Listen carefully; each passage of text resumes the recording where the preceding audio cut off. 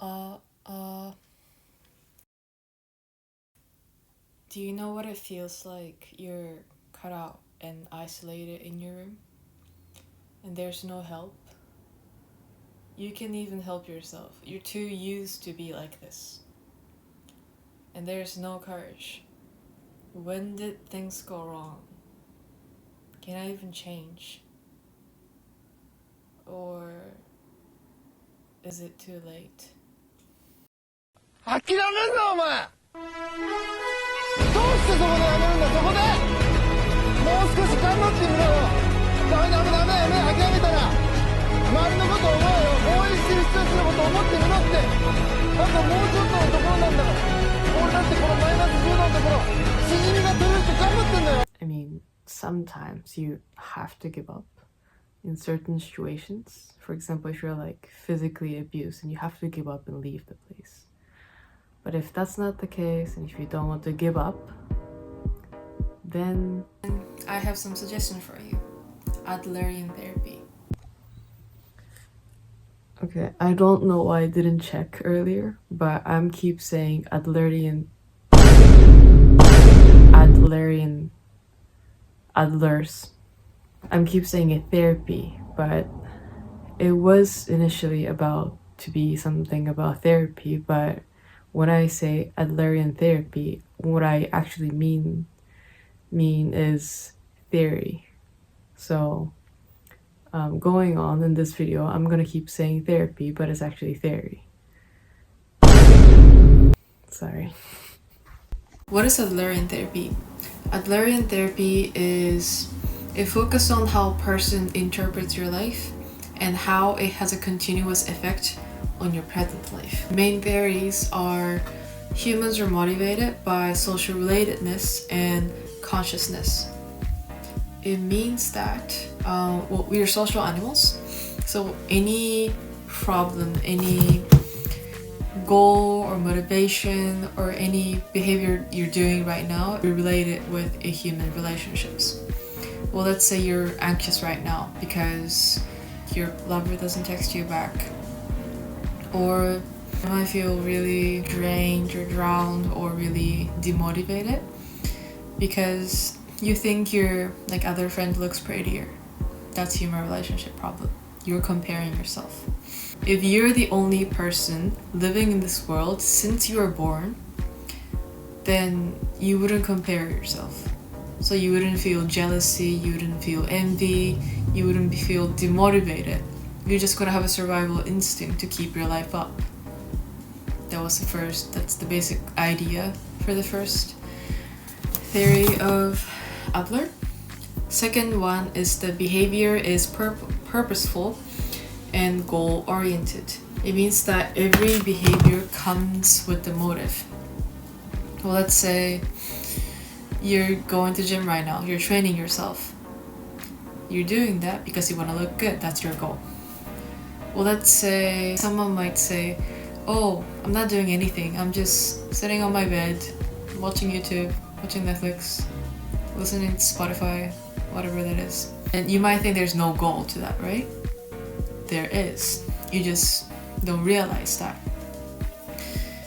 Maybe you're doing that behavior because you have a goal to protect yourself. Maybe you have a crush and you're not asking out. You're just watching whatever on the bed. It's because if you ask out your crush, then if they reject you, you're gonna feel heartbroken. So you just want to protect yourself. I've been there. That's why I'm saying it. So by staying in your room, you basically have a goal to protect yourself. See? Every behavior has a goal. That's the basic idea for the second theory. Third theory is empathizing choice, responsibility, meaning of life, and striving for success, completion, and perfection. In short, the third one is he's simply asking you to be optimistic and have a control over your life, which we want. Okay, I'm gonna show you a couple of key elements or key words that's very important when it comes to Adlerian therapy. First, our interpretation of what happened to us and the past influences our current behavior. Well, this is basically how individuals view the world. We make any decision and behavior out of this subjective reality. I'll give you one example. When I was 11 years old, I think, I was just minding my own business, sitting on my desk, just preparing for next class or whatever. This girl sat in front of me. She turned back. Well, basically she was looking at me, and then she was just for like 3 minutes straight. She didn't say anything, so I felt awkward. When I feel awkward, I laugh, and I laughed so hard that time. And she was like, Ugh. Brother, ugh. What's that? bruh. So whenever, since that moment, I had a long time period of just like thinking that I'm ugly when I laugh. So when I laugh, I have to hide my face. And that stuck with me for the longest time. And now I don't do it anymore. But that's the idea. When something happens to you, you kind of make sense in yourself, and then that becomes the view of the world. Next one is fictional finalism. It means that our imaginary goal, like our fictional goal, guides our behavior. If you have a goal of being cute, you put on the makeup. If you have a goal to look muscular, you go to gym. Yeah, that's basically it. So in some subjective reality is the like making sense of your past life and then like setting up the lenses of your world. And fictional finalism is your goal that creates your current behavior. And if this behavior repeats, it becomes a habit. And if those behavior becomes a habit, then that will become your personality, because you will interpret it, you will make sense who you are based on what you're doing continuously. Oh, I'm this kind of person. Oh, I eat healthy every day. I'm a healthy person. Oh, I go for a walk every day. I'm an active person. In other words, if you keep choosing the bad behavior that you don't like, well, let's say, oh, I'm keep eating junk food. I don't like that. I feel like I'm an unhealthy person. You're not an unhealthy person. You're just stuck in the habit, stuck in the behavior that you're choosing a junk food. And if you substitute with a good behavior or your desirable behavior, let's say you want to have a personality that, oh, I'm a healthy person. I'm a bright person. I'm an open-minded person. Then stuck the behavior that matches with that personality. Okay, I think I showed you guys how like your behavior becomes a personality and how that dominates your life. So I'm gonna give you a like real life, like how could that happen in a more groomy side, because you know human is wired to remember things that are more negative. Isn't that sucks? So let's say if your goal is to protect yourself, and let's say you were bullied before, and you choose to think that every single person in this world hates you,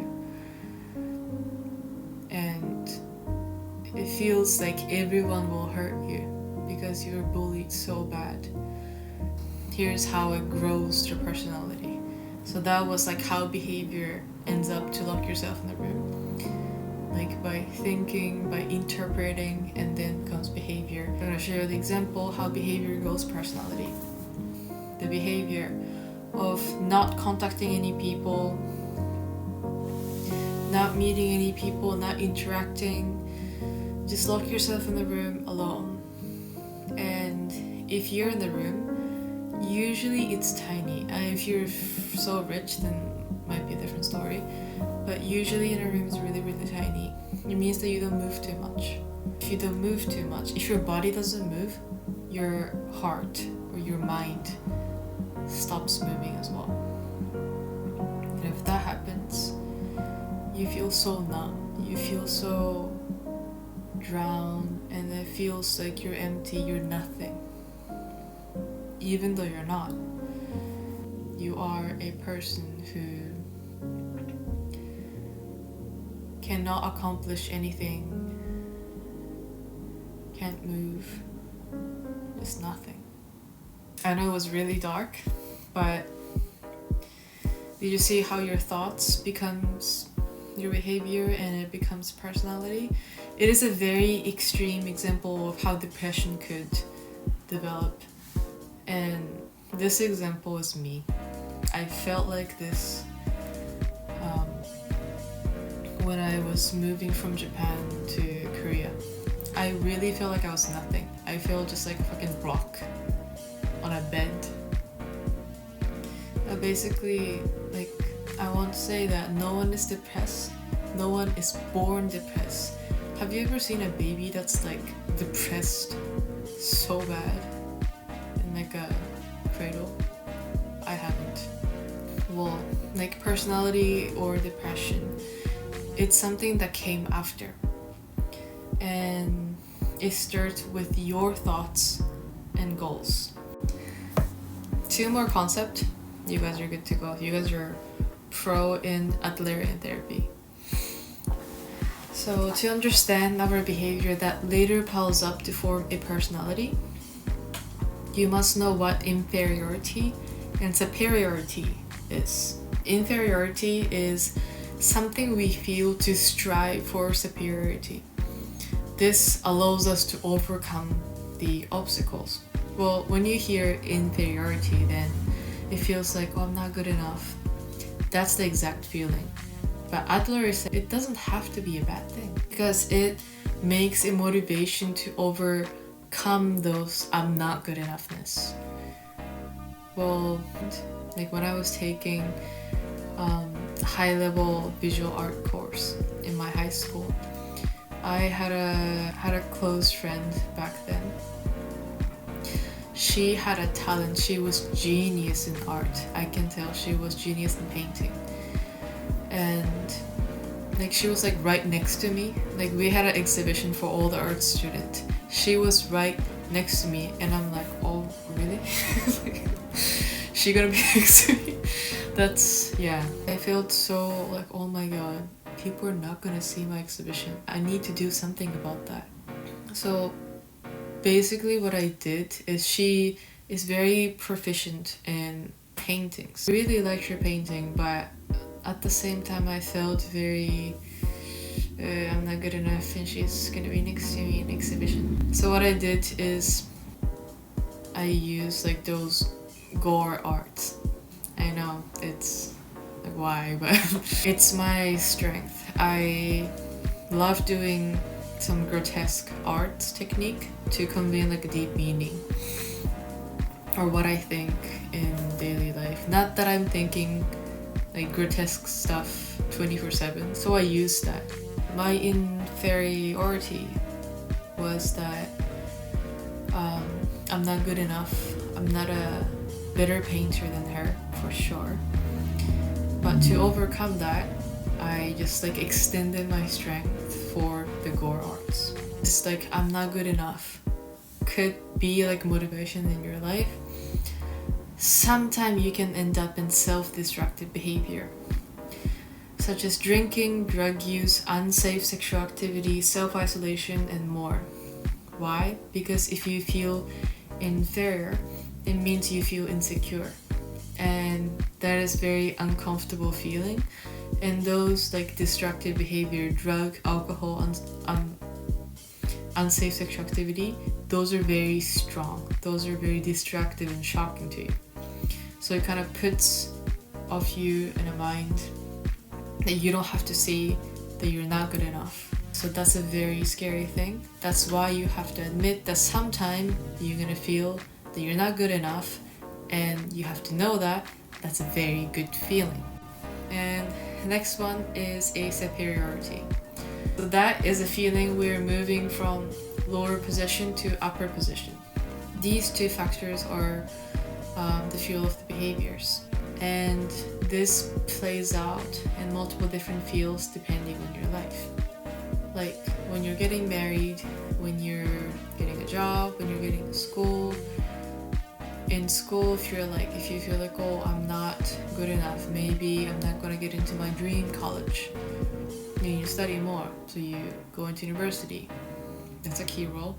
When you go into a company, if it's a competitive entrance, then you will get a different license, different form of license, different form of experience, different form of knowledge, or you will learn how to talk, so you would look more appealing to the company.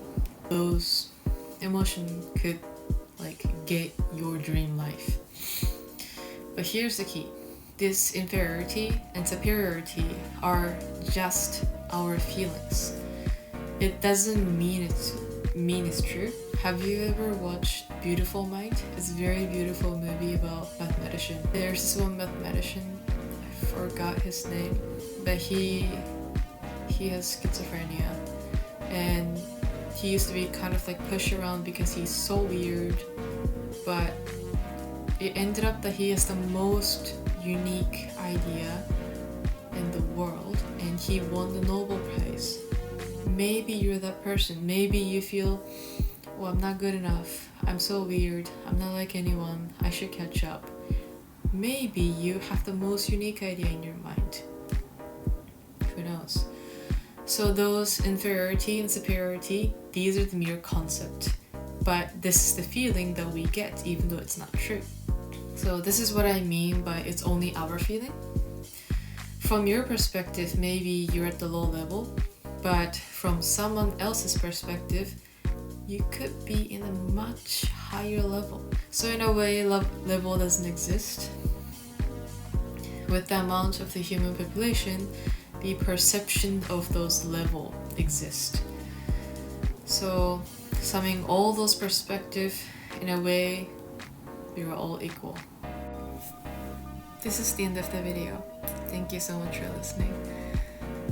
If you have any psychological or therapy knowledge that you want me to go over, please comment down below. 자, 다시 만날 때까지 잘 지내세요.